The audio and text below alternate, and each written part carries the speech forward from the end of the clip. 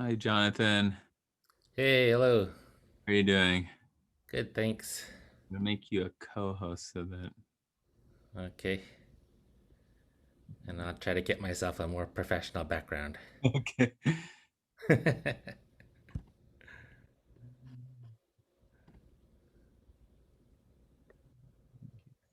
Hey, Jonathan, how are you? Hi, Graham. Oh, Great. so delighted you're able to do this for us. This is great. How was the lunch talk? It was good, I think. Okay, great. There were some, I don't know, 6 or 8 students, I think. And Okay, we had a nice hour-long chat. Fantastic group of kids. nice. Yeah, it was fun. Now, let me see. So Spencer, am I a host? You should be you're a co-host. I just made Jonathan a co-host. Fantastic. Okay, so we got the little technical things out of the way. That's great. Let me just see. And I'm watching the playthrough and letting people in. So Oh, you're letting people in too? Okay, great. Okay, fantastic. Excuse me.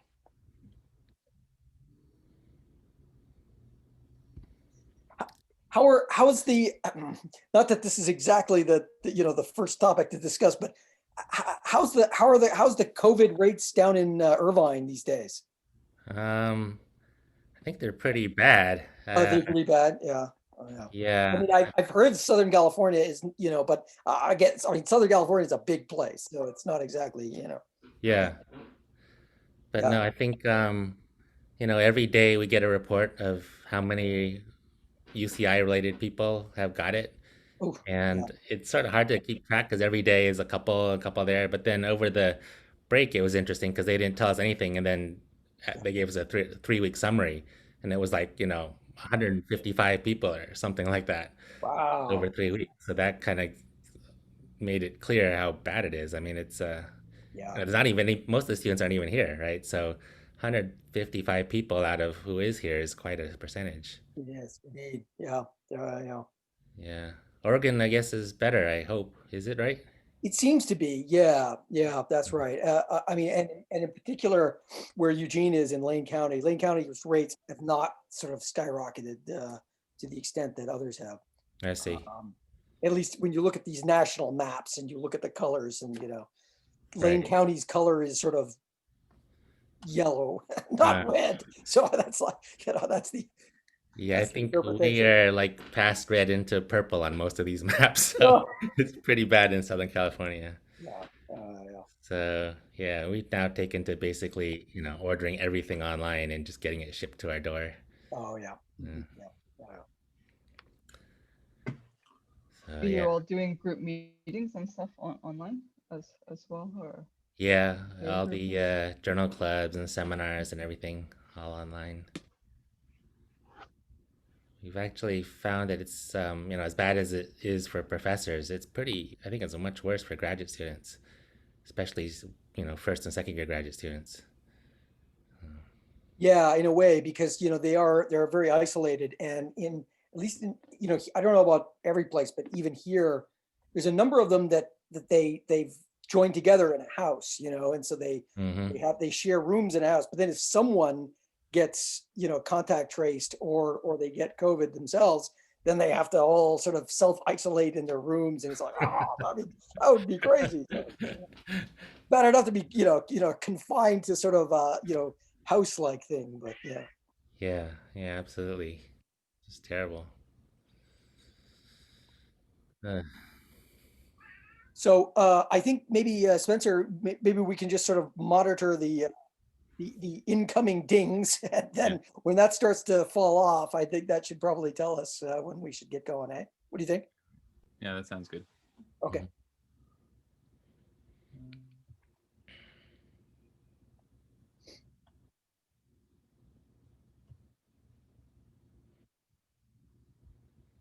Maybe I should try to show my slides here. Yeah, you should be able to share since you're a co-host. Great. Can you see it now? Yeah, looks great. Absolutely, looks great. Okay, great. Hey, Jonathan, great to see you. Hey, Tim.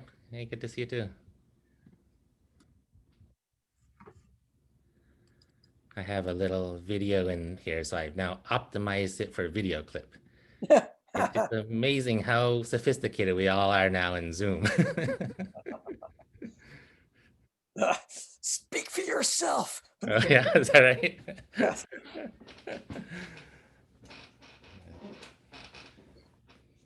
Like, how can you be a professor now, Graham, without knowing Zoom? It'd be like, not knowing how to LaTeX or something. Yeah, okay, I sort of get it. I think, yeah. The number of times though that I tried to connect an iPad to the computer, and half of the time it connected with AirPlay, half of the time the cable had to go in, and then just this week I tried both methods and they both failed. It turned out that it wasn't critical, so I could use a camera, do what I need to do that way. So, but yeah, I don't know what it is. Yeah, I suffer. That's all I'm gonna say. Yeah, so that's bad, but it's really bad when it happens 5 minutes before your 300-person lecture or whatever. Exactly. Yeah. All right.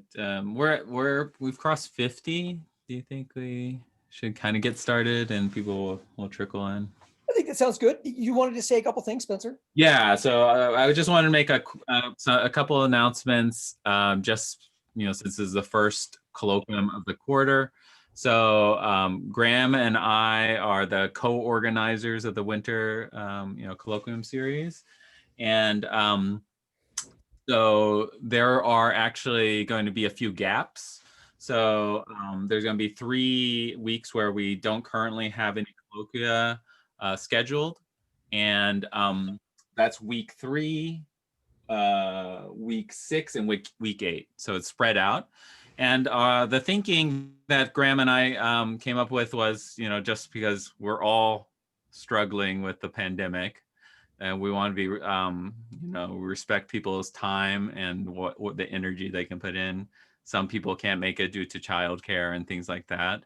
And those gaps could, in principle, be filled in case we were so lucky to have a faculty search approved. And but at least the current plan so far is to have those three gaps.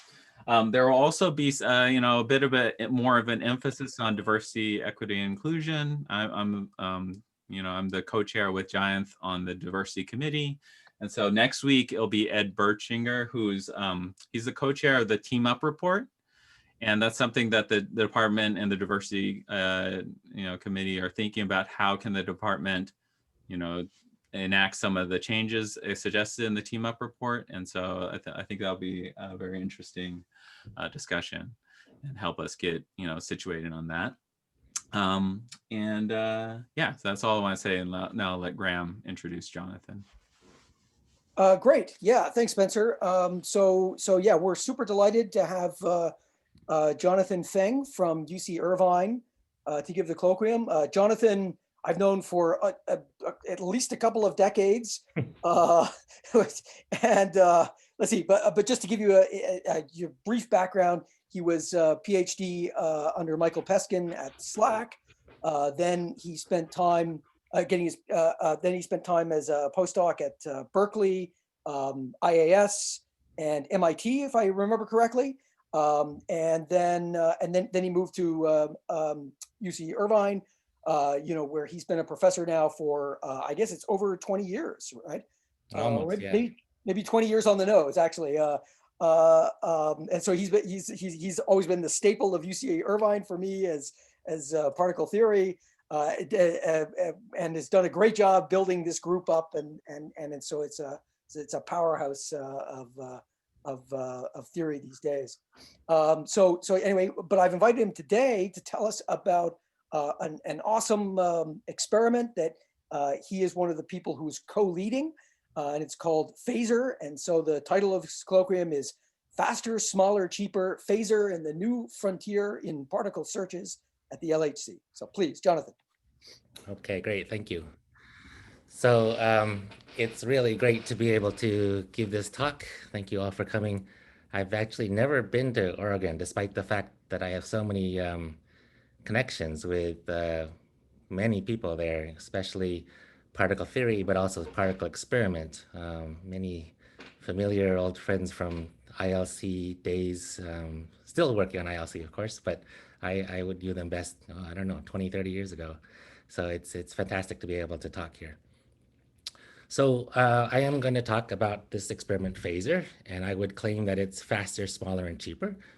But with the understanding that it might not be clear what I mean by faster, smaller, cheaper to people in other fields, what I thought I would do first is give you a kind of a normalization of what a typical experiment and particle experiment looks like these days. And to do that, I sort of need to give a quick overview of particle physics now. Okay, so with apologies to all of you who are actually in particle physics, let me try to just very quickly sort of this brief history of particle physics now. So in the last century, we've been tremendously successful in discovering new particles. And with each new particle, we sort of deepen our understanding of the laws of nature and the contents of the universe. So this diagram here beautifully summarizes sort of all the known particles. And so, you have the electron and quarks, up and down quark, that make up the protons and neutrons, but now a whole zoo of particles at this point. And in fact, it even includes now the Higgs boson, which was discovered, just 8 years ago. Now, where do we make all this progress from? Well, it comes from an enormous number of places. But if you had to pick one tool that sort of is most responsible for this just beautiful display of progress here, you'd have to say that the workhorse tools for particle physics have been particle accelerators and colliders. So where did that start? Well, this is a photo of E.O. Lawrence, I think probably sitting in the Berkeley campus in the 1930s or so. So he, in that time made a cyclotron, which accelerated particles to higher velocities and energies. And you can actually see the photo here. It was sort of a handheld device. I think I saw this when I was a kid. I grew up in Northern California and actually saw this on display at the Lawrence Hall of Science. But I went back recently and it doesn't seem to be on display anymore. So I don't know if it's too valuable or some kid broke it or what. But anyway, it's just amazing that, this thing could be held in the palm of a hand. So it was small, but soon bigger accelerators led to higher energies, which allowed heavier particles to be produced and discovered.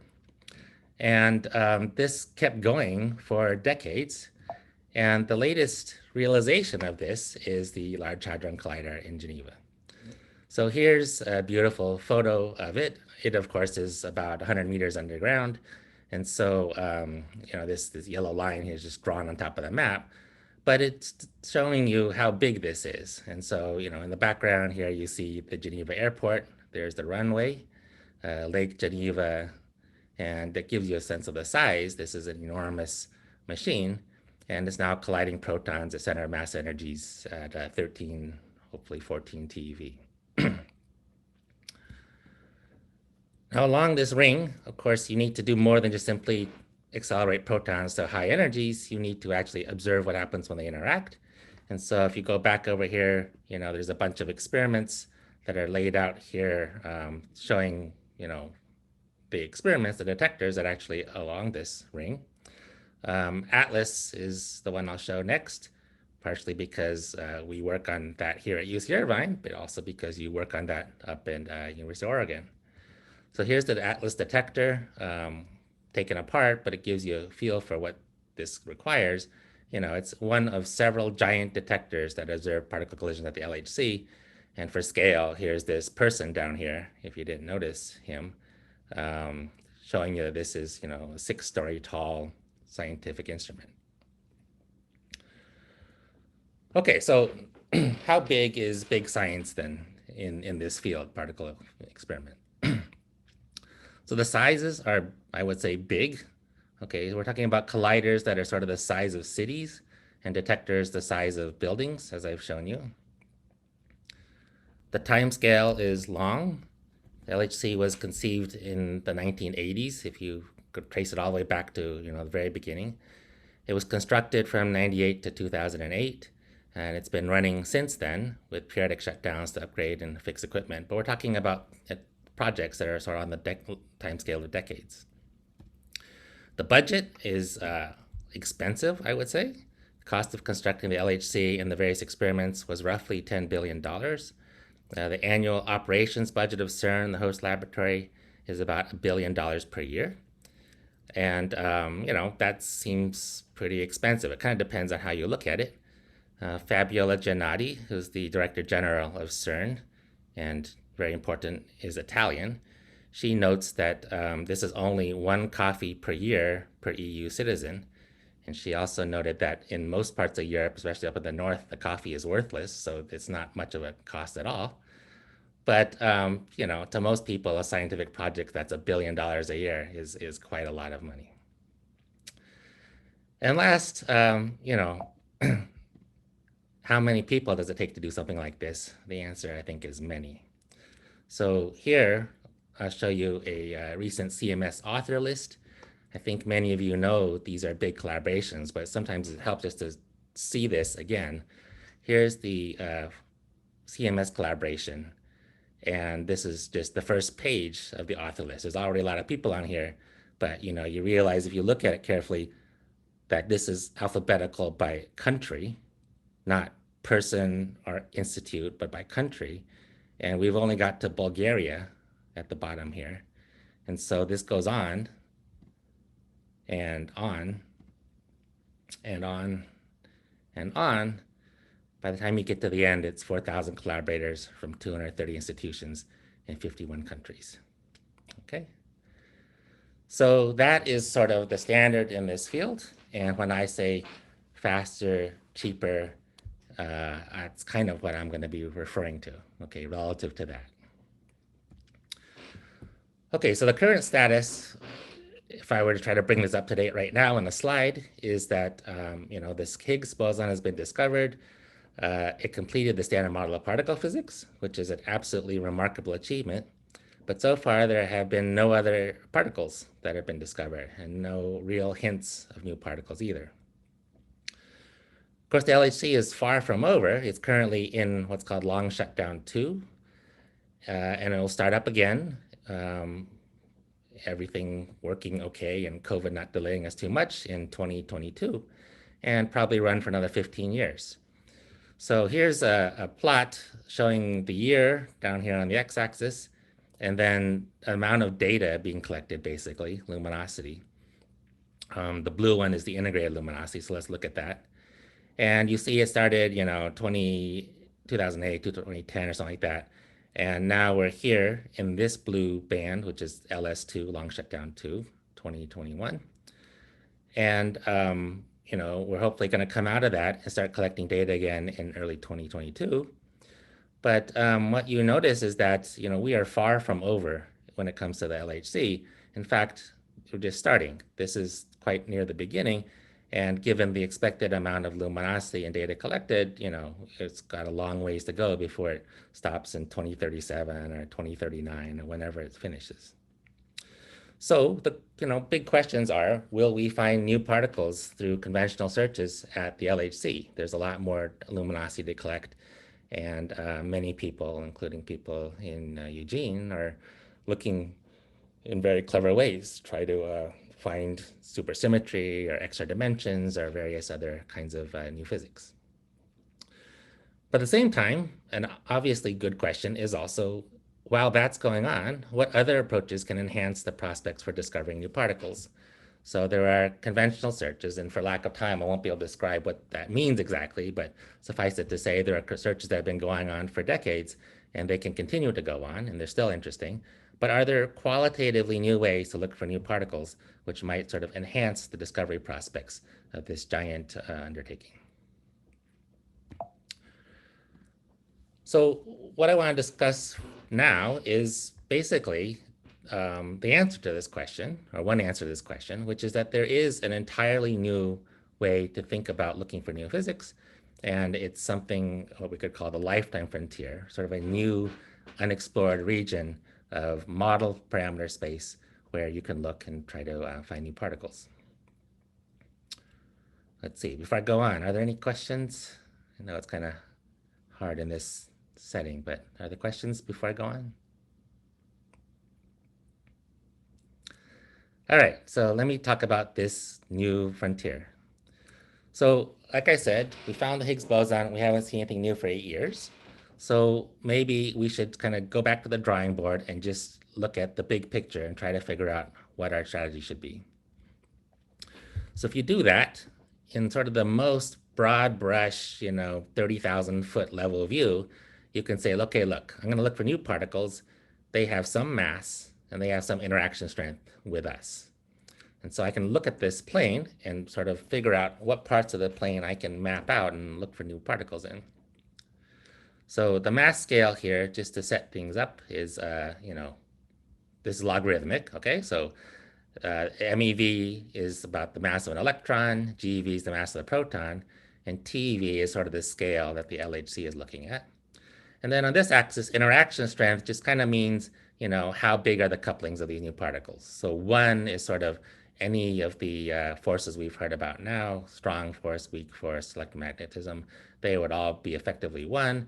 These are sort of milli-charged sort of things, much weaker interactions, micro-charged, even weaker, like that. Okay, so what can we do? Well, particle colliders basically shine a light on this plane from the upper left corner. So particles that are light, we can make a lot of. Particles that interact strongly, we can see. And so these are really easy to see. So the electron is sort of hanging out here. And of course, we found that in 1895 or whatever. But, we kind of shine down here and we come to sort of try to shed light on this plane this way. So the particles up here are already discovered. We've seen them, and this is most of the particles of the standard model are sort of hanging out in here. But then there's also a part of the plane where basically, you can try all you want, but good luck, you're never going to find anything down here. These are impossible to discover because they're particles that are not only heavy, but also extremely weakly interacting. And so you've got kind of 2 strikes against you. It's very hard to make them, and just because they're so heavy, and then even harder because they interact so weakly. So this is hopeless, at least with a collider. So all the action is here on the diagonal. And so here you have what we could call strongly interacting heavy particles. So supersymmetry, for example, is in this region. And then down here, you have weakly interacting light particles. And all these things on this diagonal are things that haven't been discovered yet, but conceivably could be if you're smart enough or have enough funding to make a nice experiment. What has happened, if I kind of go back to the history of particle physics, is basically, for the most part, we've been marching down this axis. Okay, so Lawrence, J.J. Thomson here, etc., moving along this axis, we've been building bigger and bigger machines, going down this road, trying to build even bigger machines to find more strongly interacting heavy particles. So this is sort of the E.O. Lawrence axis. And frankly, this has consumed almost all the resources of our field. These are the traditional targets of big science, and this is billions of dollars going into this direction with great results, but it is the dominant resources are going here. But of course, this way of thinking about things makes very obvious that there's a whole other category of particle down here. And these turn out to be the new targets that have sort of exploded on the scene, I would say, in the last 10 years, when people have realized, hey, we could actually look down here. Not only are they a possibility, but there's some very interesting reasons they might actually be there. I'll talk about one reason in a second. But the third thing that's really interesting is that they can be explored with small experiments with far less resources than the ones up here. And so it leads to sort of a blossoming of a whole bunch of new ideas. And this is what I would call the Fred Reines axis. Partially I call it that because I'm sitting in Reines Hall right now. And so UC Irvine is, of course, very proud of Fred Reines. But the other fact is he discovered the one kind of particle that we know about that actually exists and is down here. Those are neutrinos. And so that's an existence proof that there could be more particles down here. And maybe we should try to further his vision of going toward more weakly interacting particles. Okay, so that's just, basically particle physics. I haven't mentioned anything about other fields, but cosmology is, of course, very intertwined with particle physics. So let's just mention something about the cosmological motivations for what I just said. So this is, a picture of the contents of the universe. I'm sure you've all seen this before. The 100% is the whole universe.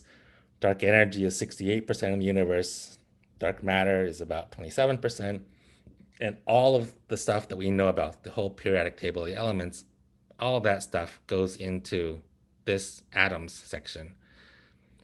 And so we have now, something that we couldn't say we had 20 years ago, but we now have a pretty good overall picture of the universe in terms of this pie sort of thing. But the fact is that we realize now we know a lot about a little, namely this 5% piece of the pie, but we know very little about the bulk of the pie, dark matter and dark energy. These are nice names, and we have all sorts of great ideas, but we really don't know what this stuff is. So most of this universe is still to be discovered and understood. If I focus here on the dark matter here, this is, 5, 7 times more relevant than atoms, and so that's certainly interesting. And the existence of dark matter tells you that very, very likely there are new particles out there to discover. So it's not a wild goose chase. We have a major problem, which is that we don't understand, how galaxies stick together and stuff like this, and we need new particles to do that. Now, if you're going to look for new particles, of course, it helps to have some idea of what kind of properties they have. One thing we do know about dark matter is exactly how much there is, this 27%. And so you could ask, what kind of hint does that provide about the actual particle properties of this stuff? And it turns out, in some models, it provides a very strong hint of what kind of particles these are. So you could ask, where did the dark matter come from? And a very simple way for it to come is to think about the following. You go back far enough in time, you have a very dense, hot early universe. And in that hot soup, you're making basically all particles that exist. So it's not really a question of making them, it's a question of preserving them. So the dark matter then, as the universe expands, it interacts and stuff, and in particular, it can annihilate and destroy itself. And so you need to make sure it doesn't destroy too much of itself. So here's a plot. This is temperature on the bottom, but if you notice, it's going from big numbers to small numbers.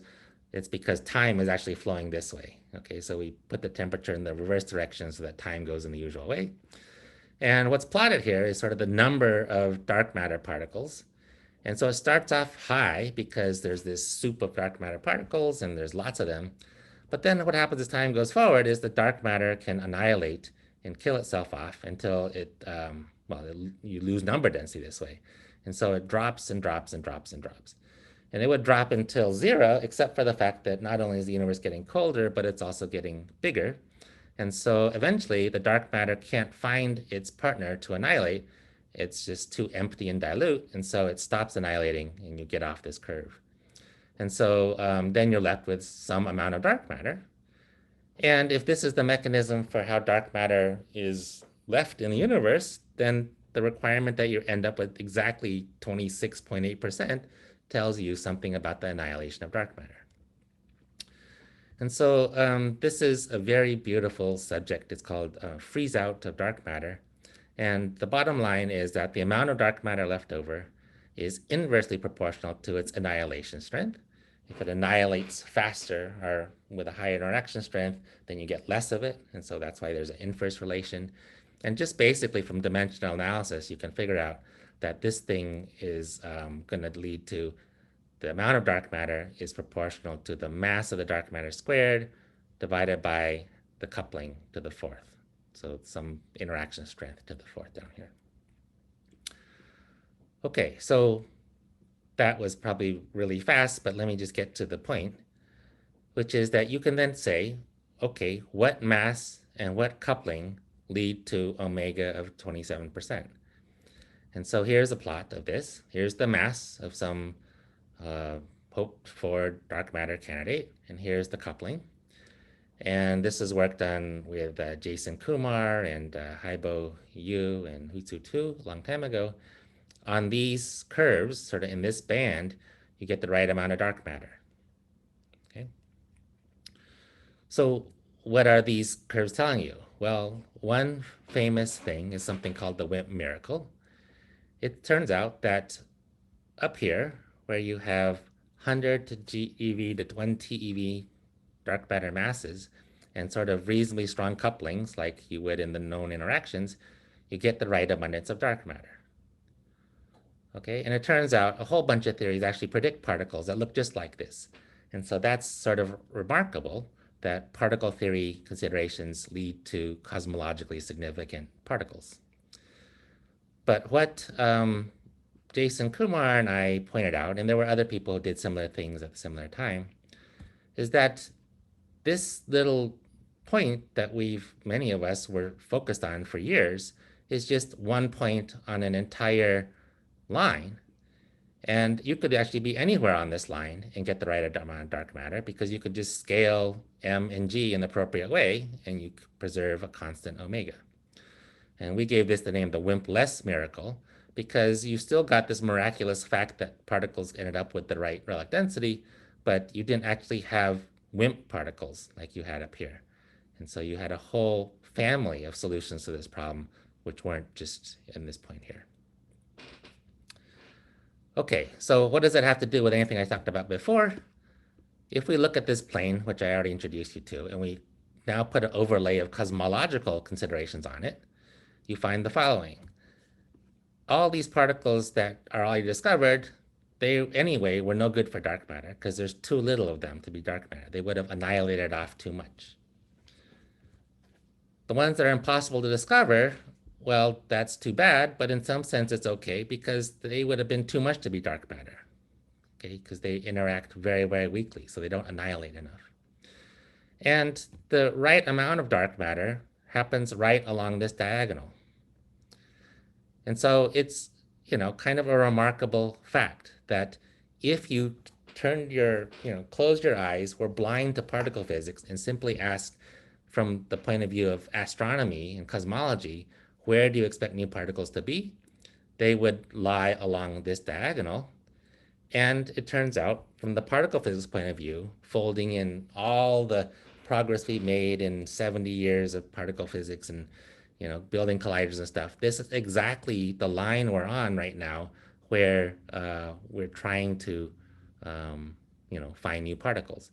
So up here is this traditional TeV scale, WIMPs, supersymmetry, extra dimensions. But the point is there's now a whole line here which has every right to be considered. It's also interesting from the point of view of particle physics, and it's also interesting from the point of view of cosmology. All right, so I think that is a very interesting fact, and the fact that there's this whole new class of new particles down here is kind of the point here. Let me just say, what you might find if you found a new particle down there. So let's say, well, let me just focus on one kind of new particle. This is called a dark photon. It's sort of become the poster child of this whole field, but it's just one example of literally probably hundreds of new possibilities down there. So where does this dark photon come from? Suppose there's a dark sector that contains dark matter, but also a dark force, dark electromagnetism. Okay, so what I want to think about is here in this box, we have the standard model. And in particular, we have normal electromagnetism, Maxwell's E and M. But suppose, because after all, we do need dark matter, that there's another sector over here we'll call it the dark sector, which contains dark matter. But, we know almost nothing about this. So maybe it also has its own electromagnetism. Dark matter particles also, Rutherford scatter off of each other through electromagnetism in their sector. So that's possible. But what's interesting is that if that is the case, it turns out that our electromagnetism and the dark sector electromagnetism don't typically just remain independent. They can couple together. And you can see this in a number of ways. You can draw a diagram which sort of couples them together, or you can just look at the Lagrangian and realize you can write a term F mu nu, but where this F mu is the field strength tensor of the dark side, and this is the field strength tensor of our side, and that's an interaction between the two sectors. So not, if you have this dark sector, it doesn't just sit by itself, it interacts with us. And the resulting theory contains a new particle, and that's called the dark photon. It's just like a normal photon, except that it can have a small mass, and its couplings to charged particles are typically suppressed by a small parameter. And so that's exactly the kind of particle we're talking about. It's a weakly interacting light particle. And Bob Holdham actually explored this a long time ago. So this is an example of what you might learn. If you found a weakly interacting light particle, you might maybe found a dark photon, and that would imply, first of all, absolutely, unrefutably, the discovery of a new fundamental force, because you have a new photon-like thing. But not only that, it could very well be our first portal through which we can view the dark sector. Basically, we can now, using this sort of interaction, now start probing the dark sector. And so it might actually be the sort of tip of the iceberg in learning about the entire dark part of the universe. So this is the kind of thing that's at stake here. If you can find this new particle, it might very well might be actually telling you about the rest of the universe. Okay, I'm going to run out of time, I think. So let me just go through this quickly, which is to say that it turns out if you ask what these light new particles look like, the answer is that they interact very weakly, and so they basically pass through matter without interacting. Okay, you can calculate that for typical particle properties that we often think about, they will interact. You'd have to have like matter the length of the distance to the moon to actually stop one of these things. So they basically effectively don't interact. They don't respond to E and B fields because they're so weakly interacting. They don't bend in B fields. What they do is they do decay. And so you have like a dark photon, and after a while, because it's massive, unlike the normal photon, it can actually decay to, say, positrons and electrons. But if you ask how long does it take to do that, it can travel an awfully long way before it does that, maybe 100 meters or so. Okay? And so this is another way to think about these particles. They're light, they're weakly interacting, but they're also long-lived. And so basically this has led to this thing called the lifetime frontier. If I go back to this plane, the point is that along this diagonal here, you have very strong differences in lifetime. These particles up here, travel like the distance across the nucleus or something. But if you come down here, these particles all of a sudden start traveling for macroscopic distances, like hundreds of meters or kilometers or something, before they decay. And so we're looking for not just weakly interacting light particles, but also long lifetime particles. Okay, so this is now, in some sense, the end of this introduction, because now I will finally talk about FASER. But I hope I've motivated, kind of set up the scene here. Are there any questions before I go on?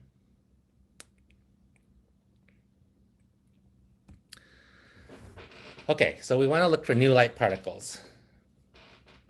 If we ask how existing experiments are doing in this quest, the answer is they're not doing well at all. Okay, so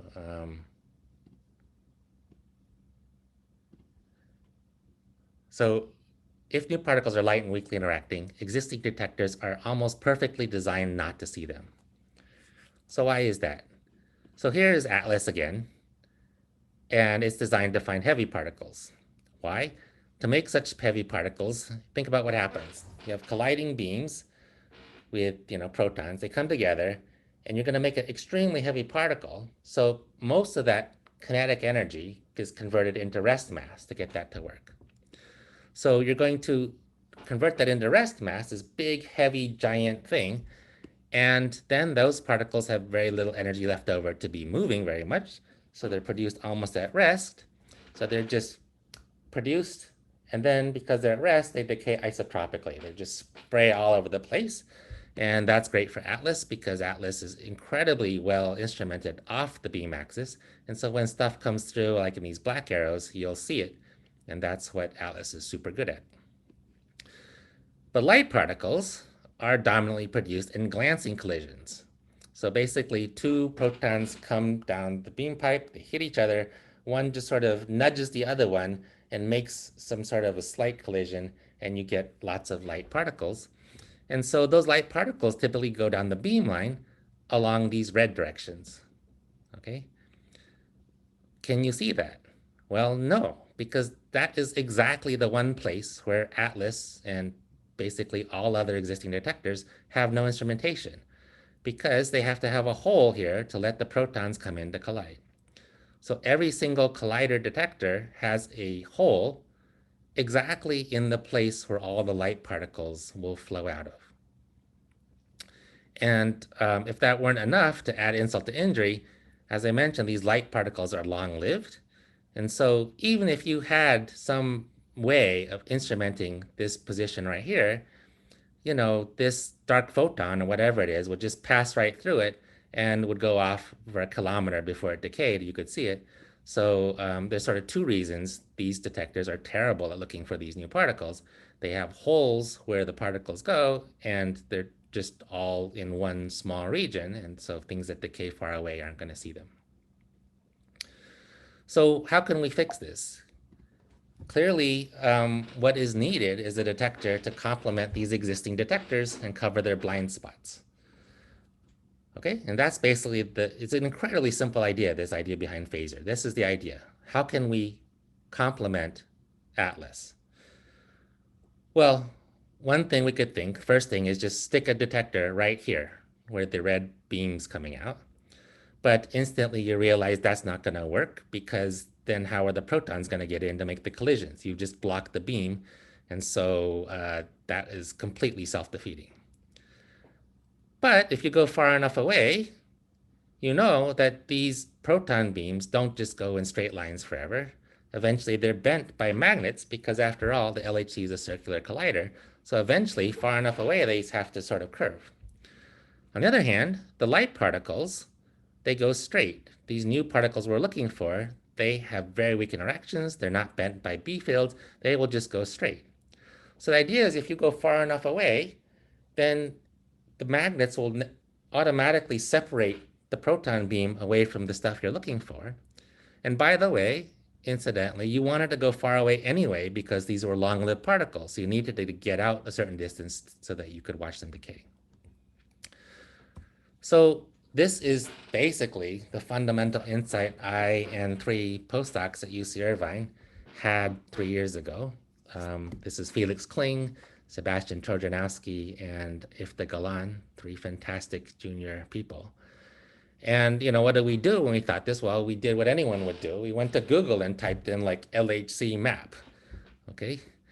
And this is what you will find if you type in LHC map. And what we're looking for here is a position that's sort of along a tangent near one of the interaction points where we could put a detector. And very quickly, you're drawn to this part of the collider, because this has more structures. In particular, it has this beam, this ring called SPS, which is, had its glory days, but is now sort of a feeder ring. But anyway, if you zoom in on this, what you see is here's Atlas. And if you go down this line, eventually, sure enough, the LHC curves away. But there's actually a little tunnel here where you could put a detector, and it would be tangent to the collider at Atlas. And so this is a place where new particles could be seen. Maybe a better view is sort of a top view, so sort of bird's eye view. Here's Atlas. This blue line is the LHC beam pipe. And you see it goes pretty much straight for about 270 meters, but eventually it curves.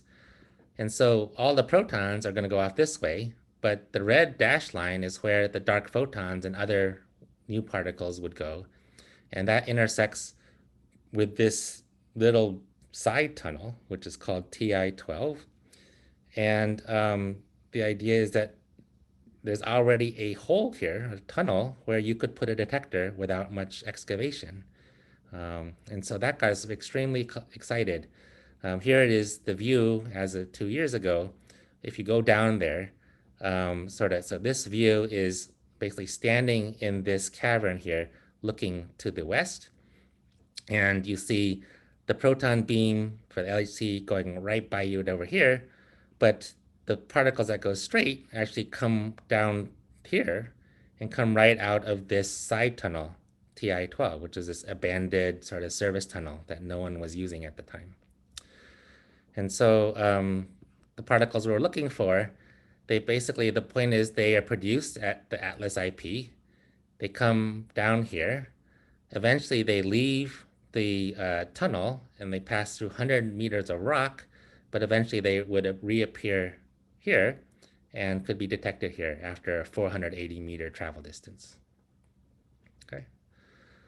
So this is the idea, to put an experiment here and see if you can see anything.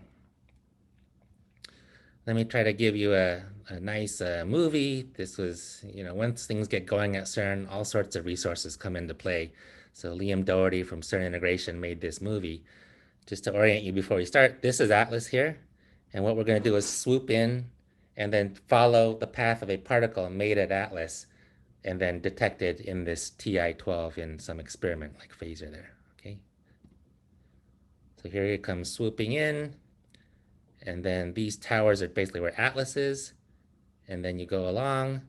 Here's the LHC, here's the side tunnel, and that's the location that we want to put this detector. Okay, maybe play it again just so you can see it again.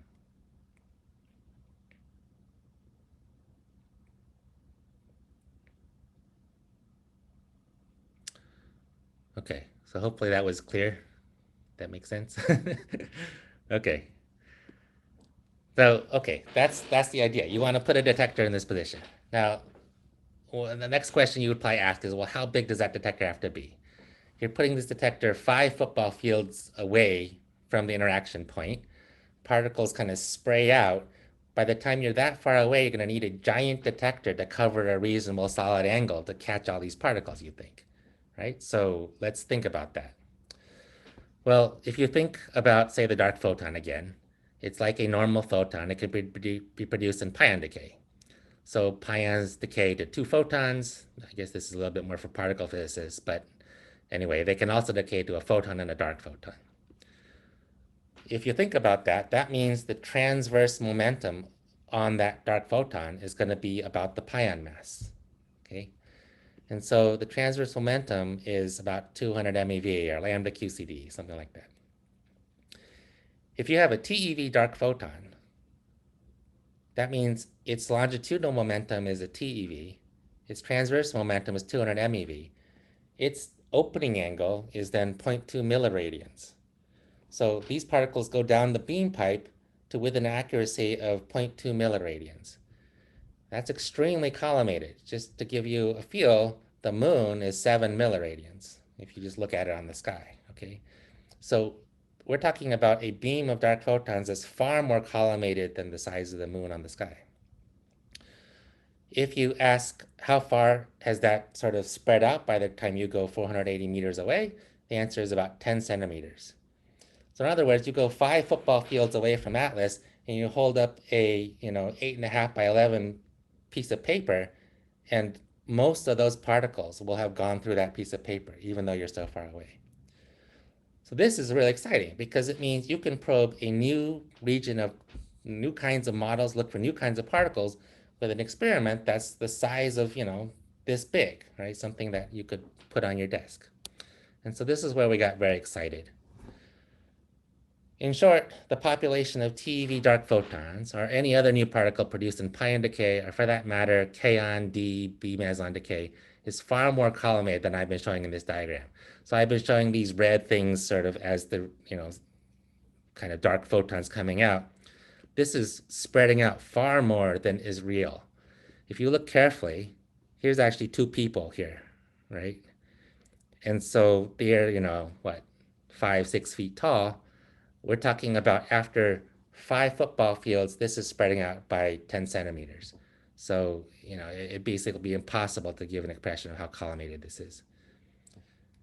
Okay, so this is exciting. And so based on that, the 4 of us proposed this thing called the forward search experiment. We following the traditions of our field, picked and chose particular letters in here. So we got this tortured acronym, FASER. And in our paper, we said the acronym recalls another marvelous instrument that harnessed highly collimated particles and was used to explore strange new worlds. So here's the phaser from Star Trek. Okay, so you can then analyze a whole bunch of models and ask, if you have a phaser like Feng, how big does it have to be to probe new parameter space? We eventually settled on a size that is a cylinder, basically, which is 10 centimeters in radius and 1.5 meters long. So literally a tabletop experiment, but done at the LHC. And with that thing, you can actually probe new regions of parameter space. And then we have an upgrade that we are hoping to build, which is a lot bigger, called Phaser 2. But the point here is that simply with even just one inverse femtobarn of data, which is kind of like, I don't know, a few days of data, we start probing new parameter space here. So, if I go back to this integrated luminosity plot, the point is we're stuck in long shutdown 2 now, but as soon as this thing starts lifting off that constant value, we are probing new parameter space. And of course, there's a long way to go as we go along here. So just simply with the detector we've already built, if we just run it all the way till 2037, we will be sort of 3 times more sensitive than the current leading detectors now. If we upgrade to Phaser 2, we'll be about 1 million times more sensitive. But that's just a proposal at the moment. This is just to show that we've done our homework. There have been many different kinds of models proposed. These have been sort of formalized in benchmark models that have been studied by study groups, both in Europe and the US, big study stuff. Bottom line is you can actually see new particles in a variety of these models, and you do very well covering a lot of them in Phaser 2. Okay, so now let's talk about finally where we're at with this status. So as I said, Phaser started just about 3 years ago, 3.5 years ago with the first theory paper. Very early on, we got support from the 2 most famous living physicists. So that was really exciting. You know who they are, right? They are these guys, Leonard Hofstadter and Sheldon. So just 3 months after our paper, if you look at the whiteboards in this one particular episode, the Bitcoin entanglement, you see actually a beautiful diagram of a dark photon being produced in PP collisions and showing up in this phaser detector. So that was a lot of fun. Then, of course, we went to the hard work of actually getting this thing approved by CERN. We got huge boosts from the Atlas SCT and LHCb collaborations, who basically said, we could have spare detector modules. So our experiment is so small, we can basically live on the spares of the bigger experiments. And they were kind enough to give us those.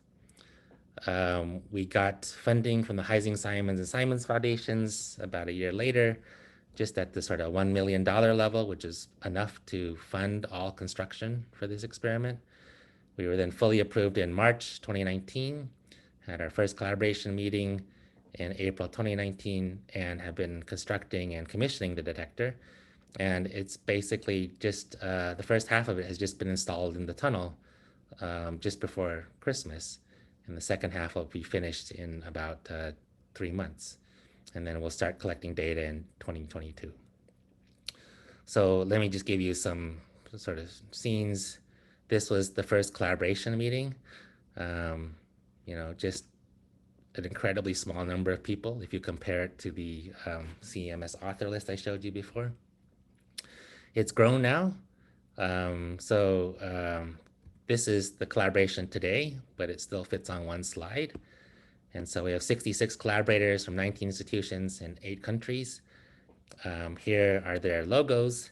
And of course, very important to point out that a key collaborating institution is Oregon, with Eric Torrance and graduate student Dion Fellers. So they're playing a really important role. And there are a couple other institutions in the US, UC Irvine, University of Washington, SLAC, but they're basically all on the West Coast. It's kind of interesting. Okay. We also had help from many others. As you can imagine, basically FASER became the 8th LHC experiment. And so as you can imagine, getting that off the ground took a lot of support from all sorts of CERN departments, as well as I mentioned, these foundations, Heising-Simons and Simons Foundation and CERN. Okay, so let me just show some photos of things that are going on. So if you look in detail at where all the dark photons are coming, it turns out they don't go right through this existing tunnel. They're actually a little low. They're about half a meter under the floor. And so we did have to do a small amount of excavation. So this was the scene when we found this tunnel sitting basically unused for 30 years since LEP, 20 years. And we need to convert it to be a little bit lower right here so we can actually be on the beam axis. As I mentioned, if you're 10 centimeters off the beam axis, you've kind of lost all your event rate. So 10 centimeters actually makes a difference. And so this is a scene from the excavation, dig out this little trench here. Very excitingly, this Italian firm finished digging literally hours before they were expelled from CERN because of COVID back in the spring 2020. And so we were just incredibly lucky. I mean, literally 2 hours later, they were not allowed to be on the CERN site, but they had just finished. Later on, they came back and, basically made it nice and neat and painted and stuff like that. So this is what it looks like now. But that was kind of really cutting it close. What is the detector supposed to look like? Well, let me just say, what are we looking for? It's a totally spectacular signal. So the dark photon makes this trek 5 football fields, and then it decays to, say, electron-positron. So you're looking for 2 TeV opposite sign charge tracks that point back to the Atlas IP. So it's kind of like you're looking at a wall. It's like a light shining through walls experiment. But here the wall is a 100-meter thick wall. Okay, so it's really shielded off pretty much everything. And so you're looking for, out of this wall comes 2 incredibly energetic charged tracks, positron and electron. Now they're so incredibly collimated, we need magnets to basically split them apart so we can tell that there's 2 as opposed to 1. And so magnets are an essential part of this experiment. And then we have tracking stations. There's 3 of them here that record the passage of charged particles through there. And I'll show you a picture of them, but there's 3 tracking stations, each with 3 layers in them. And then we have scintillators to veto off incoming charged tracks. One of the few particles that does get through a 100-meter thick wall is muons. And so we basically veto if we see a muon coming in here to make sure that the particle coming in was actually invisible LLP along the particle. And then we have a calorimeter at the back, just for good measure to see these electrons and positrons. So here's a picture of one of the magnets. We have 3 magnets. They're basically 0.6 Tesla. They're permanent dipoles. And we went with that because once this detector, once the LHC starts running, you can't go down to the tunnel. It's full of radiation. So we don't want to have anything that will break and need someone to go and fix it. So we're extremely low maintenance parts. And so this magnet is certainly that. It's got an inner diameter about 20 centimeters. It was made by the CERN magnet group. And kind of interestingly, the bulk of the budget goes into making these magnets, actually. Here's a photo of one of the tracking layers. What was that magnet for? What did they make it for originally? Oh, they made it for us. So. Oh, nice. Yeah, so and that's why it cost most of our budget, because it was custom made for us. This 1 out of 3. There's 3 of them, actually. So yeah, we looked around. If you know somewhere where you can find a half Tesla magnet with an opening, that was 20 centimeters, that would be great. But we couldn't find one, so we had to actually make it. This is a tracking layer. So there's people in the audience that probably know much more about this than I do, but basically each one of these rectangles is a Atlas SCT tracking module. And the Atlas basically just has, I don't know, 3,000 of these. They made 300 spares just in case things broke and they never used them. And if they give us 72, we have an entire experiment's worth of trackers. So that's what they did. And so we have 8 tracking modules per layer, then 3 layers per station, 3 stations for the whole experiment, and that's 72 tracking modules. And they just gave them to us, extremely generous. So we're grateful to them. And these are now all done. They're all constructed. What we've done is we first set up the, put things together on the surface in a building at CERN, at the Prevazon site. So this is a scene from that. So this is on the surface, okay, not down in the LHC tunnel. And you can see the magnets with tracking layers in here, scintillators over here, all this cabling reading out stuff. It's kind of remarkable what even a small experiment takes to do at the LHC. But this is from, I don't know, 3 months ago. And then commissioned it and then broke it apart, took it apart and started sticking it under the ground. So here's what the installation requires. You basically have to take each part down in the LHC tunnel, drive it along with a little truck, and then take it over the LHC, which is of course a very sensitive thing to do. You don't want to break the $1 billion LHC, and then stick it in the position. So it is kind of a video of how it's done. So this is coming in on this side where you would drive this thing in. You bring it over the LHC here very, very, very carefully. And then you haul it down this side into the side tunnel and put it in its eventual location, which is right here in this trench. And here's, cooling units and electronics racks and stuff like that. And then that's the view from that side of the tunnel. So that was just a movie. Here's in fact what happened. Here's this little tiny truck. You bring this down very carefully. Here's a magnet, for example. And then you, over this winch, you bring each piece very carefully not to drop it on the LHC. And then you have to bring the truck over too, because that's got to pull the thing back over on the other side. So just a nice little tiny thing like that. Then you get all the pieces on the other side, and the first thing you do is you put down the base plates, so you can very, very carefully align everything to, sub-millimeter precision. Then once that's down, you put the magnets in, and this is basically where we're at right now. So the 3 magnets are in place. The tracking layers aren't yet there, but we're kind of halfway done, and we have another little installation window coming up in the end of February and March. And this is a nice view. Here you see the LHC. Atlas is in front of you here. And here's our side tunnel with the phaser detector where it's going to ultimately be located. And again, protons come down here in the LHC beam pipe, but we hope dark photons come down here and show up in our detector. Okay, I'm out of time, but I just want to say one other, I don't know, how many minutes can I go? Would it be okay, another 3 to 5 minutes? Yeah, you started late by 5 minutes, so go ahead and take a few minutes. Okay. Okay, yeah, let me just mention something else, which is, I think, an addendum, but it's a very fun addendum, which is something called phasor neutrino. So in addition to looking for, hypothetical new light weakly interacting particles, we already know that there are light weakly interacting particles. They're called neutrinos. So maybe we could look for those. And you might say, well, why do that? We've already found neutrinos, and that is true, but we've actually never found a single neutrino that was produced at a collider.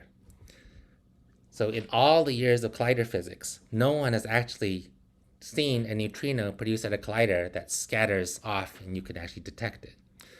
Why is that? It's because, neutrinos are very weakly interacting, but more to the point, all the high energy neutrinos actually pass right down the beam pipe, just like the dark photons and every other particle I've been talking about. So if you want to detect a neutrino at the LHC, you got two choices. You can either look for low energy ones coming perpendicular here, but they're low energy, so they interact very weakly. Or you can look for high energy ones, which interact much, much more strongly, but then they just go right out the same hole, this blind spot I was talking about before. So bottom line, no collider neutrino has ever been detected before, but there are 10 to the 13 of them streaming out of these interaction points over the course of, say, the next 3 years. Okay, they're all going down here. And so the problem is, again, that existing detectors are maximally bad at detecting neutrinos. They're in the wrong place. So FASER is in the right place. And so maybe we thought we could also detect neutrinos with FASER new, which is sort of a supplementary detector to FASER. It turns out that maybe we already did detect the first TeV collider neutrino. How did that happen? Well, in 2018, when this whole thing was just getting started, we put down some pilot emulsion detectors. They were 30 kilograms. Here's a photo of one. 30 kilograms and about the size of, your luggage that you would carry on to an airplane. They were emulsion detectors.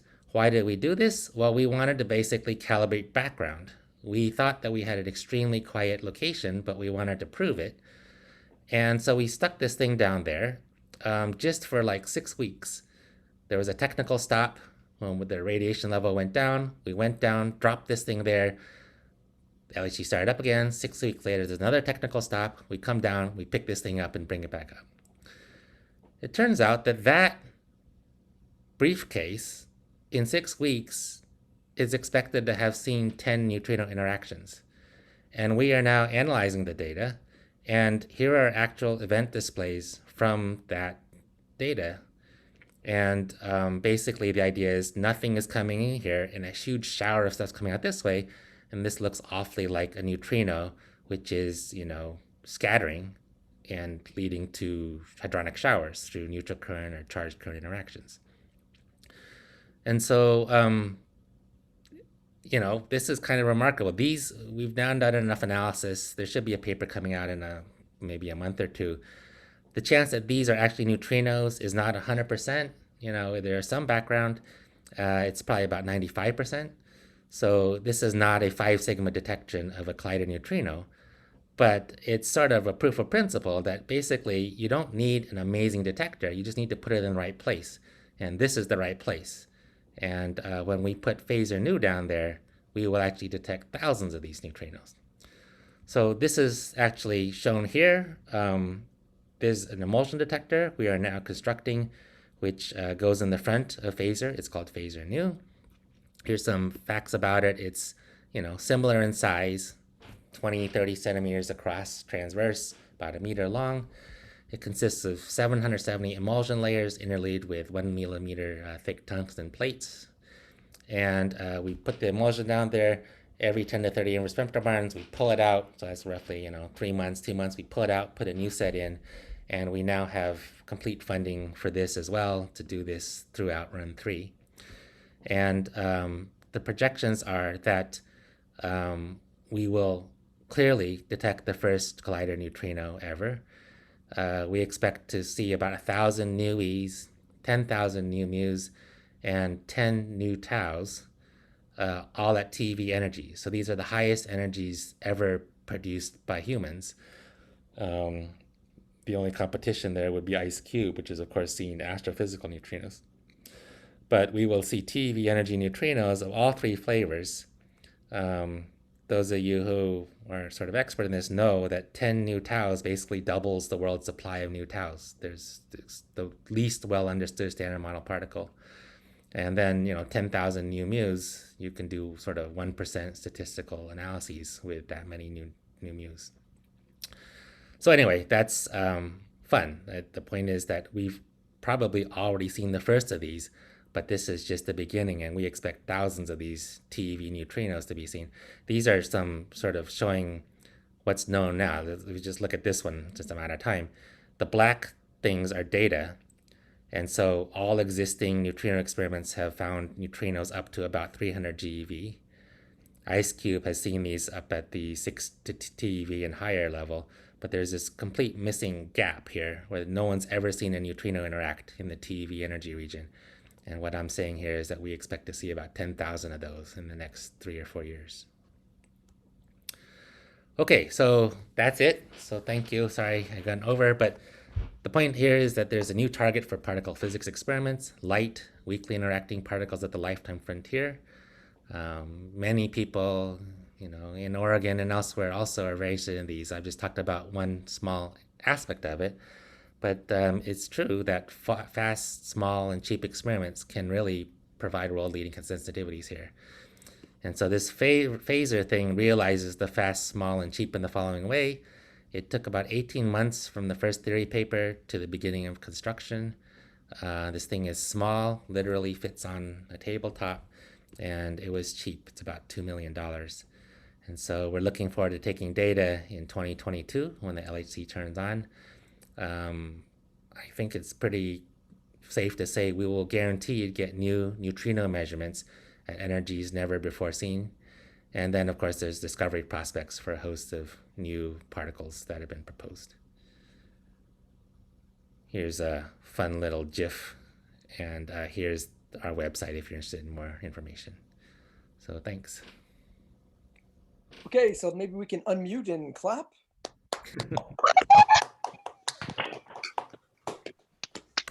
And raise your hand, and we'll take questions.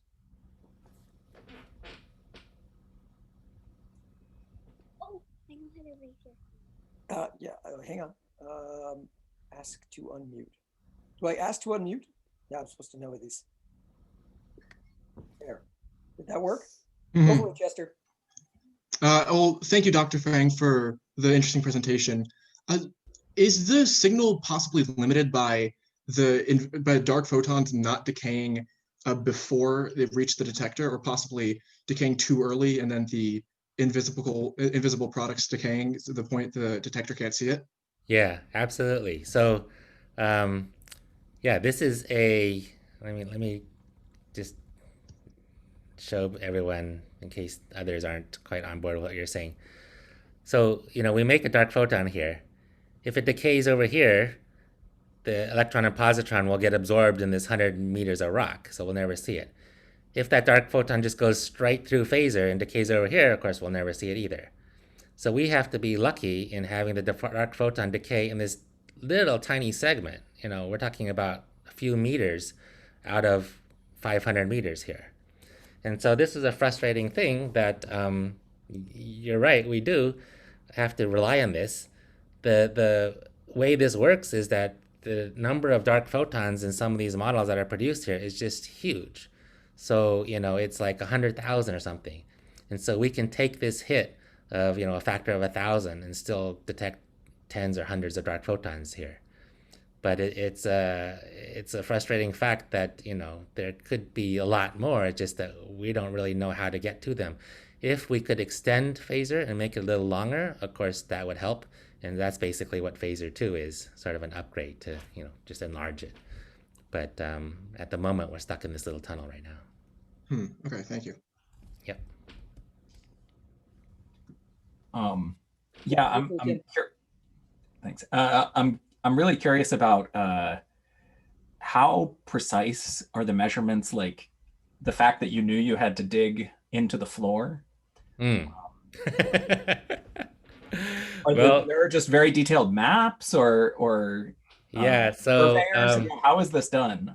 Yeah, so let me give you a two-sided answer. The CERN survey team is just absolutely amazing. They, through a whole variety of laser precision things, claimed that they could get the spot size down to like certainly sub-millimeter, maybe even 10 microns. Wow. And so that just amazed me when I heard it, but apparently that's true. That said, a little known fact in the history of FASER is that the first time they did this, some systematic problem was off and they were 10 centimeters off. So they assure me this is not happening now, and they have double and triple and 10 times checked this, and so that is not a problem anymore. But the claim is that they have got it down to, well below a millimeter, and we just need it to within, a millimeter would be plenty for us. And so, but yeah, it's kind of an amazing fact that they through these, various survey procedures can get it down that accurate. Awesome. Yeah, and just an add-on to that, I mean, in the initial LHC construction, every piece of the accelerator over the 27-kilometer circumference had to be positioned to better than 100 microns, or they never would have gotten the first beams through. So this okay. is there's a huge team of people involved in the survey but they do make mistakes occasionally. So they Great. can Thanks, get it Eric. wrong. Yeah, I was glad to hear that this is not being recorded for general consumption, so I can say things like this. Amanda, did you want to go? Yeah, thanks. Thanks for the really comprehensive talk. I was wondering if you need a trigger system with FASER, or if you're just able to read out any type of signature you find and then consider it later in kind of post-processing. Yeah, we have so little data. We can pretty much read out everything. Just to give you a feel, the largest background is muons. And over the course of 3 years, I think we're expecting about 10 to the 8th muons. So it's like 100 hertz or something like that. So it's very quiet location. Eric Torrance, who's working on, the offline analysis and things like that, can tell you much more than I can about the trigger and TDAC and stuff like that. But yeah, it's a very quiet place.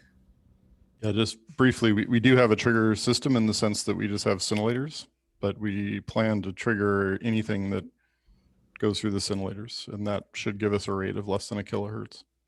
So we don't have any kind of, additional selection beyond just asking that we saw something somewhere in the detector. Right. Sure. Okay. Thanks. Thanks, Eric. And I think the last question is Ani. So go ahead. Hi, thanks for the talk. I was just curious, are there any constraints on the lifetime of the dark photon model? Yeah, so this has become like a major industry now, and so people have analyzed all sorts of different constraints. So in this plot, this is the mass of the dark photon, and this is the coupling strength, interaction strength. And like these gray regions here are actually excluded already by existing measurements. So there's some up here and there's some down here. And we're trying to say that we can probe new parameter space. That's the stuff that sticks out beyond the gray. So there are lifetimes that are excluded. So for example, if the dark photon decays very quickly, you can even see it in, like for example, E plus E minus collider experiments, like Babar or Bell. And so what'll happen is you can have E plus E minus go to, you can have it go to 2 photons in the standard model, but it could go to a photon and a dark photon. Then the dark photon decays in your detector because it's so short-lived, and you have E plus E minus in a photon. So that's like a very spectacular signal. And if that had happened, you would have seen it. And since it hasn't been seen, it excludes some parameter space up here. So yeah, there's a variety of very short lifetimes and extraordinarily long lifetimes are excluded. And then there's sort of this intermediate region in here, which is virgin territory that we're trying to find with FASER. I see. But in just this theoretical model, is there like a gray parameter basically? Without looking at the constraints. So I couldn't quite hear you, but I think you asked in theoretical models, is there sort of some favored region? Is that the idea? Yeah, sort of like is the lifetime like a gray parameter in the theoretical model? Yeah, well, there's all sorts of sort of theoretical prejudices you could impose on this plane. The thing that's most connected to my talk was this thermal relic density, that you wanted the right amount of dark matter.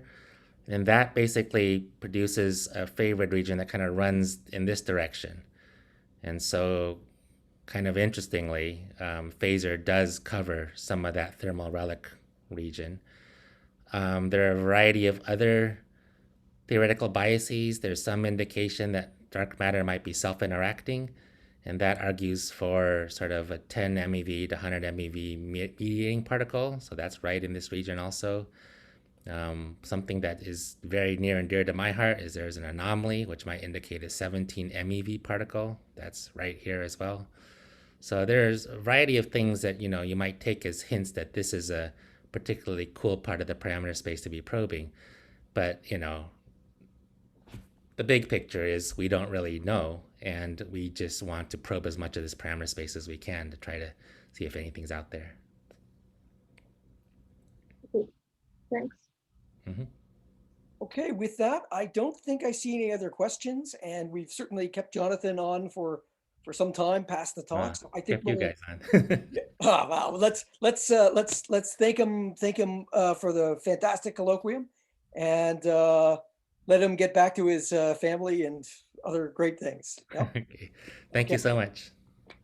Yeah, thanks, Jonathan. Yeah, really cool. All graduate students in the Canvas course site for this colloquium, I do put up discussion sections for the different talks, and if you utilize them, then I'll do them for the next ones as well. So that's just a way for you to ask questions, and if you wanted to say have me give questions to Jonathan, I could aggregate them and do that kind of stuff. All right. Well, thanks. Thanks all. Thank you all. Thanks for the questions too. Thank you. Thanks, Jonathan. Yeah. Hey, Eric, good to see you. Good to see you. So Eric, I learned something fascinating at the graduate student meeting today. Yeah? Which is that Dion is now living in the Virgin Islands. You're outing him here in front of our entire department. Yeah. Having just not so long ago signed off on a subaward from UCI to Oregon where we're funding this guy, I was like, oh, that's an interesting fact. He's just slowly getting his way closer to CERN. I see. No, he actually went home and was trying to live with his parents, but there were like, 6 kids or something in this 2-bedroom house. So he just like gave up and picked the cheapest place with nice weather on the map that he thought he could go live for 6 months, and turned out to be U.S. Virgin Islands. Why not? I mean, that's a as long as you have a good internet connection, you can live anywhere, right? Yeah, exactly. So. Let me stop the recording.